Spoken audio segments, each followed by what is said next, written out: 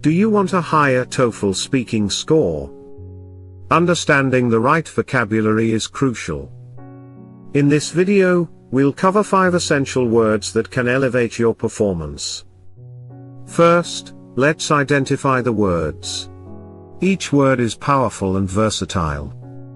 These words will help you express your ideas clearly.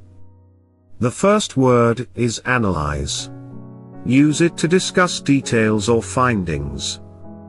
It's perfect for academic conversations. Next is elaborate.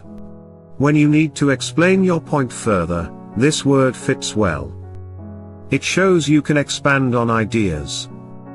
The third word is illustrate. Use it when you want to give examples. It adds depth to your responses. Fourth, consider contrast. It's ideal for discussing differences. This word helps highlight comparisons effectively. Finally, we have emphasize. This word is great for stressing important points. It ensures your main ideas stand out. Now, let's see how to use them in a real scenario. Imagine you're asked to compare 2 authors. You could say, first, I will analyze their styles. Then, I will contrast their themes.